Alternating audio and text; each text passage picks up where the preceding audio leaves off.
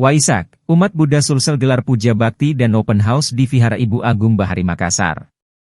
Umat Buddha di Kota Makassar menggelar ibadah puja bakti pada puncak peringatan Hari Raya Waisak 2568 BI 2024, Kamis, 23 Mei 2024. Usai puja bakti, Persatuan Umat Buddha Indonesia, Permabudi, Sulsel, menggelar Hari Trisuci Waisak dengan open house di Vihara Ibu Agung Bahari, Jalan Sulawesi, Kota Makassar. Tahun ini tema perayaan Vesak 2568 BI adalah kesadaran keberagamaan jalan hidup luhur, harmonis dan bahagia. Hasdi mengatakan, acara ini bertujuan untuk mempererat kerukunan umat beragama, menebar kedamaian. Sementara itu Hasdi juga mengatakan agenda yang dilaksanakan pada saat open house itu sendiri adalah ramah tamah dari para pejabat serta beberapa perwakilan dari umat agama lain. Selain hal tersebut, ia juga mengatakan para umat Buddha akan melaksanakan puja bakti di Gedung Baru Klenteng Kuangkong, Rumah Ibadah Satya Dharma, Kamis 23 Mei pukul 9.00, selesai.